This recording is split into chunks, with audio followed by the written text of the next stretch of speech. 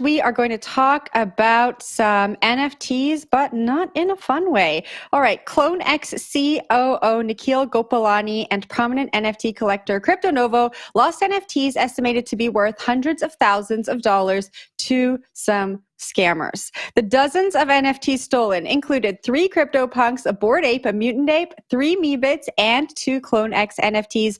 In both cases, the hacker took over the wallets and sold the NFTs for hundreds of thousands of dollars.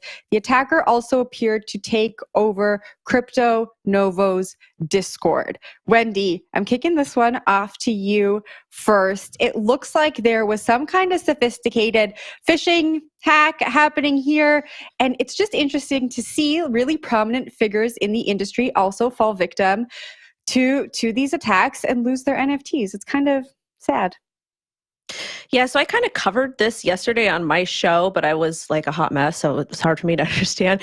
But I'm just feeling like I'm just not understanding why people are not practicing good OPSEC. Like, and I understand that stuff can happen, but like when I go, for example, when I go to crypto events or NFT events, and those are the POAP events where you have to like have your NFT to get in, I don't bring my NFTs with me. And I know that sounds weird because they're supposed to be like intangible digital assets, whatever it is, but people they literally carry like millions of dollars worth of their phone on MetaMask without backing up with a ledger and stuff like that. So it's really sad to see. I hate to see anybody lose, but at the same time, we do need to practice better security. And I think this all kind of stems back to Bitcoin. We all need to go back and read the Bitcoin white paper, understand what self-sovereignty means, understand what personal accountability means, because it's all in there. It's just not really phrased maybe in that manner.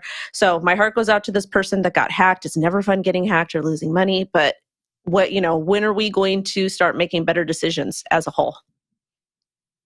Yeah, I mean, I think that's a great point, right? Like self-sovereignty is, great responsibility, and you have to sort of treat that as such, right? Being your own bank kind of sucks, but if you want to be your own bank and you want to be sovereign from the existing financial system, you do have to take those precautions to make sure that you're safely holding your assets in a way that doesn't expose you to instances such as this, which do suck, and our hearts go out to people who get pilfered of what, and sometimes represents a significant amount of money, right?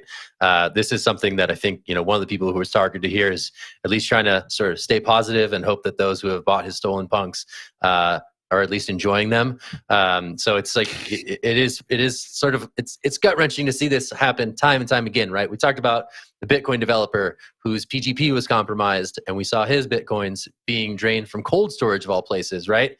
And there is this sort of like increasing escalation of scammers and other people who are able to exploit these things, getting increasingly sophisticated and increasingly targeting sophisticated people who've been in the space for a long time. So again, it's a really bad look, I think, for newcomers to the space who say, oh, geez, like this is dicey. Like these people, oh my God, like the founder of this project just got scammed.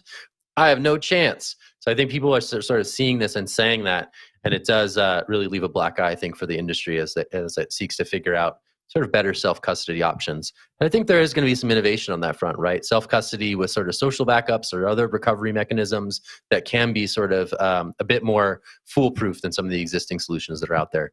We'll see who gets to make it and see who gets to market first. Will, what are your thoughts? Yeah, I think we have a lot of new utilities, a lot of new use cases for crypto, but we all have the same endpoint for crypto, right? The same end use of it. And that's like the seed phrases, right? We're going to hold on to the seed phrases. So whether you have a DeFi lending position open, or you just have crypto in a wallet, or if you have an NFT, guess what happens? It's all backed up by a seed phrase at some point. And even though those are different applications, you still have the same security, right? But we shouldn't always think about these things in the same way, even though they all have the same seed phrases. So yes, your NFT might have liquid value, but at the same time, it's just a picture, and maybe you should put that in storage and think of it like artwork. Or if you have a lending position open, maybe you can be like a little bit more open with that because you're using it on a day-to-day basis. Or if you have crypto tokens, you put that in cold storage. You might even go put that in a bank vault if you have a lot of it. Just have different security measurements for different risk factors based on whatever products you're using. Just because they all use seed phrases doesn't mean you shouldn't think about these things in different ways. Like Wendy, to your point, definitely should not be taking your NFTs to some sort of party just to show that you were there. That's a great time to practice the right click save, take a picture of it, and get into the party that way, as opposed to getting all your NFTs pilfered just because you wanted to go to that nightclub that night. I do think that we're going to see more of these stories play out over the next year because we're in a bear market, and these stories are going to be more interesting. This was a big storyline during the bull market with a lot of these crypto punks and Bored Ape yacht clubs getting swiped just because people didn't know what they were doing. They were new to NFTs and they got swiped very easily. But now that we're in a bear market, I think we're going to see some of these high profile people get swiped, just like with Luke Dash Jr., the Bitcoin core developer the other day, because there's not a lot of stories going on right now. And this is about the same rate of people getting swiped is occurring. So that is my final takeaway from it. Jen, I'll throw it back to you for your final thoughts.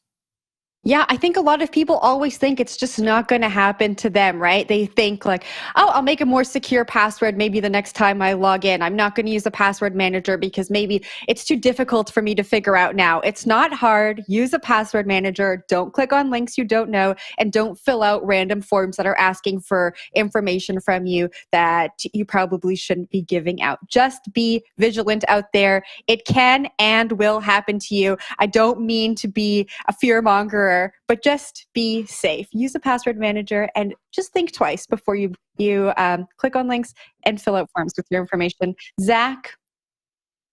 I'm scared. All right, anyway, Jen. I don't want to scare you guys. You're scaring me. I'm going away. All right, anyway. It was the honey onion that made her so sassy this morning. This really cleared things up. Cold remedies here on the hash.